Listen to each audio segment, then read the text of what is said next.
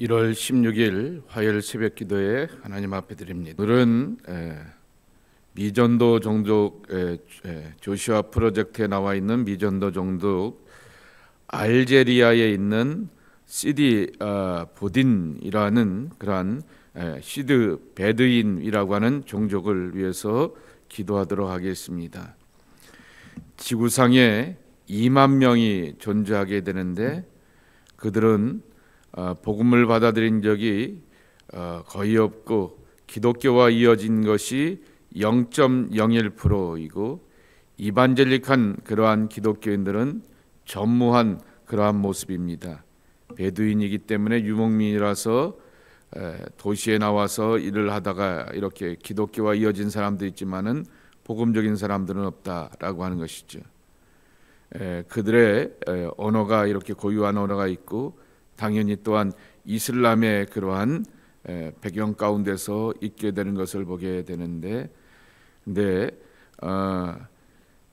그 사람들의 독특한 문화와 언어 때문에 이제 복음을 받아들이는데 굉장히 어렵고 그리고 또한 배척하기 때문에 이렇게 전도할 수 있는 그러한 일이 어려운 것을 보게 됩니다.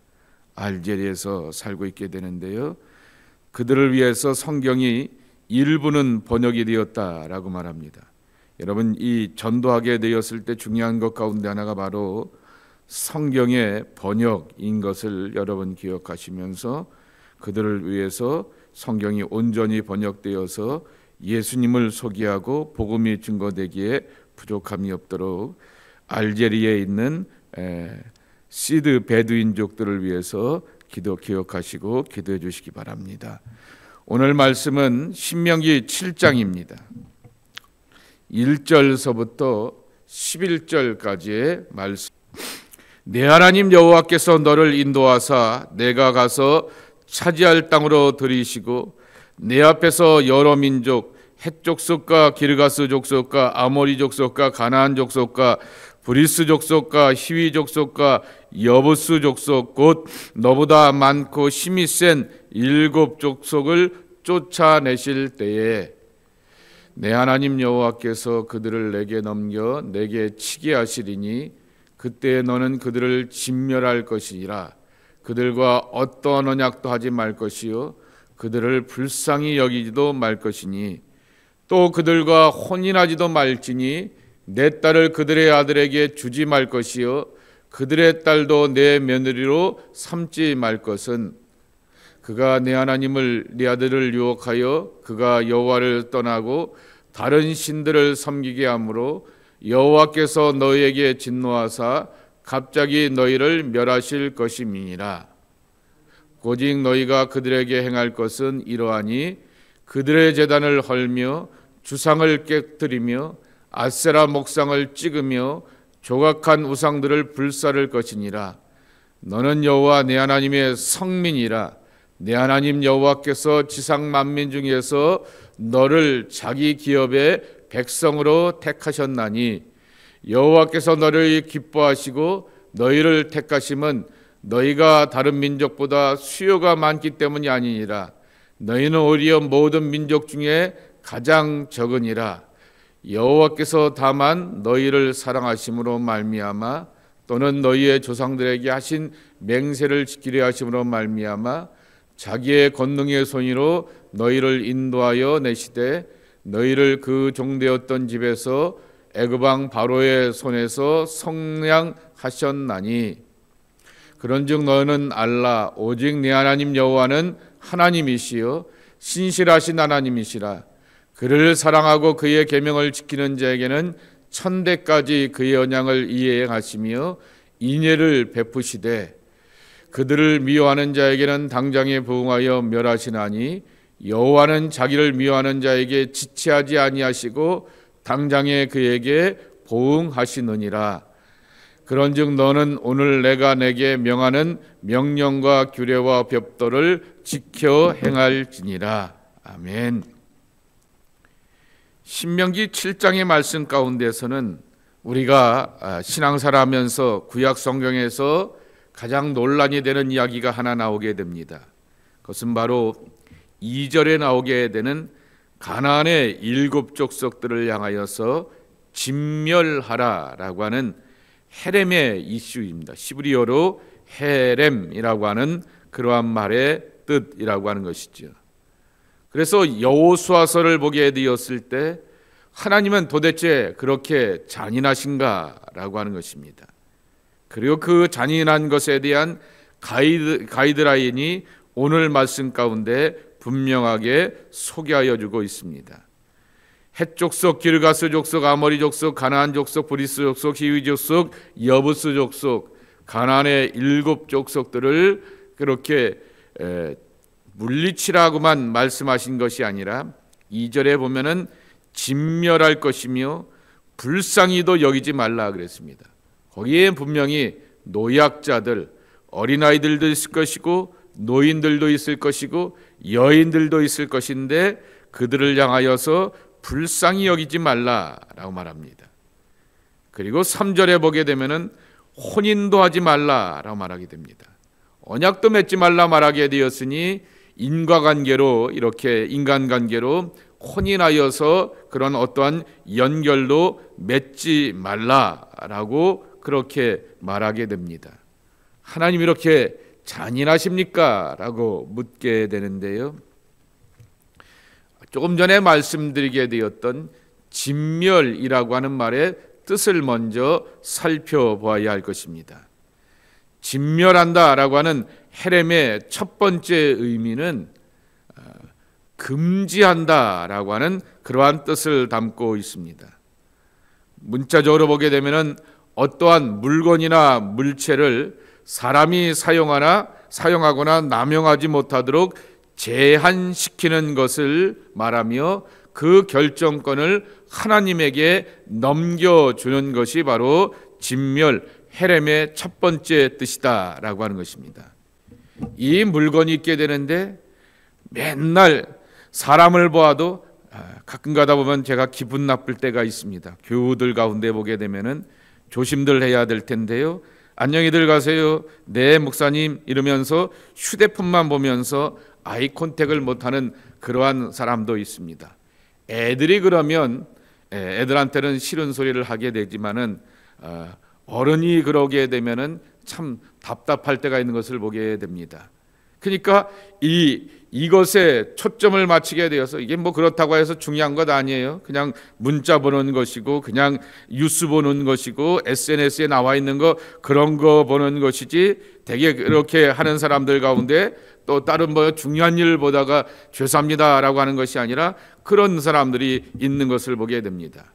이것이 빠져들게 되었던 것이고 남용하게 되었던 것이죠. 그러면서 앞에 있는 사람을 소중하게 여기지 못합니다. 그 내 앞에 있는 사람이 아내일 수 있고 남편일 수 있고 그리고 내 사랑하는 소중한 사람이고 존중해야 될 그러한 사람들이 있는데도 불구하고 그러지 못한다라고 하는 것. 그럴 때 어떻게 해야 됩니까?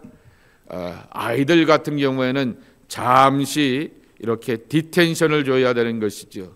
30분, 1시간 스마트폰 내려놔라고 하면서 그렇게 하게 되는 것처럼 진멸의 이유는 바로 여기 있다라고 하는 것입니다. 어떤 물건이나 물체를 향하여서 사람이 지나치게 남용하지 못하게 하고 그리고 또한 결정권을 하나님께 맡겨두는 것, 그것이 바로 헤렘의 첫 번째 뜻이라고 하는 것입니다. 그렇기 때문에 2절 말씀과 3절 말씀에도 있듯이 가나안 땅에 들어가게 되어서 그들과 혼인하지도 말고 언약도 맺지 말라라고 하는 것은 이와 같은 뜻을 담고 있는 것입니다. 여러분 신명기의 말씀을 읽게 되면은 신명기가 우리에게 요구하는 것은 두 가지 단어밖에 없습니다. Yes and No입니다. Yes, O와 No가 아니라 Yes and No입니다. 예 그리고 No 이거밖에 없다라고 하는 것입니다. 혹은이 아닙니다. Yes 또는 No가 아니다라고 하는 것입니다. Yes라고 하는 것은 7장 11절 말씀에도 있듯이 그런즉 너는 오늘 내가 명하는 명령과 규례와 법도를 지켜 행하라 그랬습니다. 신자가 반복되는 신자라고 말씀을 드렸습니다. 반복되는 명령, 반복되는 하나님의 잔소리, 또 좀 이 표현을 좀 그렇게 쓰게 돼서 죄송하지만은 하나님의 쓴소리, 잔소리가 바로 신명기라 말씀을 드렸습니다. 그러니 그 하나님의 명령에 대해서는 예스라고 하는 것이죠. 그리고 노해야 될 때가 있다라고 하는 것이죠. 하나님이 기뻐하지 않는 것에 대하여, 하나님 앞에서 마음 뺏기는 것에 대하여서 그건 아닙니다라고 하면서 단호하게 분명하게 노해야 한다라고 하는 것이죠. 계명에 대하여서는 예스하고 계명에 어긋나는 것에 대하여서는 노할 줄 아는 사람들이 되어야 하는 것이지요. 그래서 가나안의 족속들과 혼인하지 말고 타협하지도 말라라고 이렇게 말씀하고 있는 것입니다. 그러려고 하면 우리 스스로에 대한 자기 정체성이 분명해야 하는 것이죠. 지난 주일에 여러분들을 모세와 같이 이스라엘의 중재자, 택하신 족속의 왕 같은 제사장이라 이렇게 말씀을 드렸습니다. 그런데 오늘 6절에 보게 되면은 이스라엘 백성들을 향하여서 뭐라고 정의하고 있냐면은 너는 여호와 내 하나님의 성민이라 이렇게 말하게 됩니다. 거룩할 성자에다가 백성민자, 그래서 거룩한 백성이라고 하는 것입니다. 근데 영어 성경에 보게 되면은 holy people이라고 말하고 있지 않고 you are people to the God, you are people holy to the God이라고 말하게 됩니다. 여러분들은 하나님을 향하여서 거룩한 백성입니다라고 이렇게 번역하고 있습니다. 그게 더 정확한 의미라고 하는 것이죠. 다시 표현하게 되면 무슨 말씀이냐고 하면은 내가 하나님과 코드 맞춤을 하려고 하게 된다고 하면은 하나님이 거룩한 분이시니 하나님의 코드에 맞춰서 나가야 한다라고 하는 것입니다. 휴대폰 이야기를 하니까 또 하나 최근에 기억이 나는데 어느 권사님이 이렇게 집안에 손주뻘 되는 아이가 할머니한테 선물로 이렇게 미국 휴대폰을 선물을 하나 해주게 되었습니다. 아주 신형 좋은 거더라고요. 근데 문제는 신형 미국 거였다라고 하는 것이죠. 그리고 캐나다 거하고 미국 거는 각각 그 회사에서 뭘 걸어 놓습니다. 낙을 걸어 놓고 그 안에 고유 번호가 있게 되는 것이죠. 그것을 풀어가게 되는데 돈이 거의 한 200불 정도가 들게 되었습니다. 여기서 거는 여기서 하면 한 40-50불 정도로 풀게 되는데 그 비용이 들게 되어서 코드를 풀게 되었던 것이죠. 아무리 이 휴대폰이 신형 좋은 것이라 할지라도 미국 회사 AT&T에서 나온 것이기 때문에 이 캐나다에서 이렇게 휴대폰 회사에서 쓸 수 있지 못하게 그 사람들이 고유하게 코드를 걸어놓게 되었기 때문에 그것을 풀고는 캐나다 이 휴대폰 회사에 코드를 넣어야지만 쓸 수가 있게 해놨다라고 하는 것입니다. 마찬가지라고 하는 것이죠.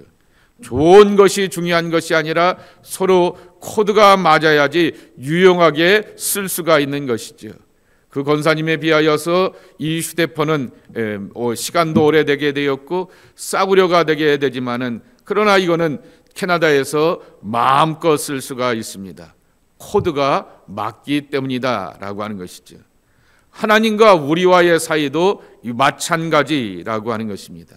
하나님은 거룩하신 분이라고 하는 것입니다. 그러기에 그 거룩하신 하나님 앞에서 우리가 또한 거룩한 모습으로 나가야 한다라고 하는 것입니다. 이것이 우리가 갖는 자기 정체성이라고 하는 것입니다. 그런데 왜 하나님 앞에서 우리가 거룩해야 하겠느냐라고 하게 되면은 7절과 8절에 보게 되면은 그 이유를 소개하여 주고 있습니다. 7절에 보게 되면은 여호와께서 너희를 기뻐하시고 너희를 택하심은 너희가 다른 민족보다 수요가 많기 때문이 아니니 그랬습니다. 대표적인 그 이스라엘의 주변에 있는 다른 민족이 누구겠습니까? 이집트 아니겠습니까? 나라가 망해본 적도 없게 되고 침략은 당하게 되었지만은 이기게 되고 극복하게 되었던 강대국 아니겠습니까? 그리고 또한 거기는 1억이 넘는 큰 나라이기 때문에 이렇게 많은 영토와 그리고 또한 주변에 강을 갖고 있고 그리고 인구를 갖고 있기 때문에 망하지 않는 그러한 나라처럼 보이게 되었을 때 하나님께서 번성하게 하시고 확장시키려고 하게 되면은 이집트라고 하는 큰 나라가 있고 이란이라고 하는 그 큰 나라가 있음에도 불구하고 하나님은 그러한 민족을 택하신 것이 아니라 이스라엘을 택하셨다라고 하는 것입니다. 그리고 이스라엘을 따지고 올라가게 되었더니 아브라함 가족도 없고 자식도 없게 되었던 그 아브라함을 택하셔서 하나님의 약속과 번성함의 복을 이뤄가시게 되었다라고 하는 것입니다. 하나님의 무조건적인 사랑이라고 하는 것이죠. 그리고 하나님께서 언약하신 것을 성취하시게 되었던 신실하신 은혜와 복이 있었기 때문에 이스라엘 백성들이 하나님이 기뻐하심을 받고 택하심을 받는 복된 하나님의 사람들이 되었다라고 하는 것입니다. 그래서 여기 8절 말씀에도 있듯이 여호와께서 다만 너희를 사랑하심으로 말미암아라고 말씀하여 주셨듯이 바로 하나님의 사랑하심으로써 이와 같은 구원의 일들이 이스라엘 백성들에게 임하게 되었다라고 하는 말씀이라고 하는 것입니다. 그러니 그 하나님을 바라보고 그 하나님을 의지하며 그 하나님이 요구하시는 대로 명령과 계명대로 살려고 할 때는 예스, 아멘 하면서 따라가야 되는 것이고 그리고 그 하나님이 기뻐하지 않는 것이라고 하게 되면은 내 삶의 자리 앞에서 단호하게 노 하면서 끊을 줄 아는 우리의 신앙이 되어야 한다라고 하는 말씀인 것입니다. 오늘 이 주셨던 교훈의 말씀을 기억하면서 나는 오늘 말씀의 제목처럼 하나님의 선택하신 보물 성민이라고 하는 것입니다. 거룩한 하나님의 자녀라고 하는 것입니다. 그리고 하나님은 우리에게 우리의 조건을 보시면서 나를 택하시고 은혜 주신 것이 아니라 하나님의 전적인 사랑과 무조건적인 구원의 은혜 가운데서 약속의 백성으로서 은혜의 성취를 경험하게 되었다라고 하는 말씀인 것입니다. 이와 같은 복과 은혜를 우리가 누리는 것을 기억하면서 하나님의 크고 놀라운 축복과 은혜를 우리 안에 간직하며 세상을 이기는 자로 살아가는 약속의 자녀들이 되어야 하겠습니다. 저와 여러분은 하나님의 성민입니다. 택한 백성입니다.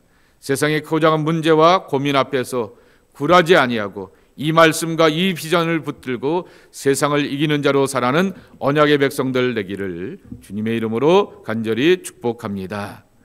하나님 아버지 감사합니다. 이 아침에 주 앞에 나와 기도하며 무릎을 꿇고 기도하는 당신의 백성들 택한 족속입니다. 왕같은 제사장들입니다.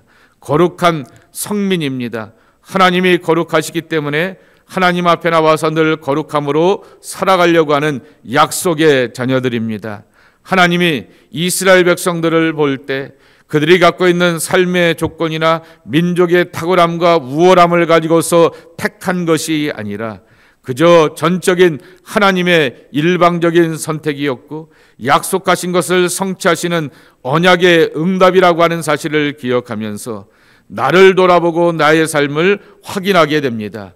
연약하고 부끄럽고 또한 곤고한 우리의 모습이지만은 우리를 택하시고 불러주시게 되었던 하나님의 구원의 역사가 우리 안에 가득 채워지는 것을 믿사오니 말씀에 순종하며 언약을 따라 살기에 부족함이 없는 하나님의 백성들이 저희들의 모습이 될 수 있도록 축복하여 주시옵소서. 오늘도 주를 따르고 의지하는 주의 백성들 가운데 그 작은 세상에 많은 일들이 있으나 이기게 하시는 하나님의 은혜 가운데서 구원의 반열로 나가고 승리의 반열로 나가기에 부족함이 없는 귀한 믿음의 성취가 임하게 하여 주시옵소서. 또한 기도하고 간구하는 것은 또한 저 조주아주에 있게 되는 이름도 모르게 되는 그러한 베두인들이 있게 되지만은 3만 명의 민족 가운데서 복음이 전해지지 않게 되었던 그러한 일들을 기억합니다. 주님, 그들을 택하시고 불러주시고 구원하여 주시어서 땅끝까지 복음이 전해져야 그제서야 끝이 오리라 라고 말씀하여 주셨는데 다시 오실 주님을 기약한다라고 하게 되면 땅끝의 복음을 기억하면서 또한 전하고 중보할 줄 아는 우리의 믿음이 되게 하여 주시옵소서. 예수님의 이름으로 기도하옵나이다. 아멘.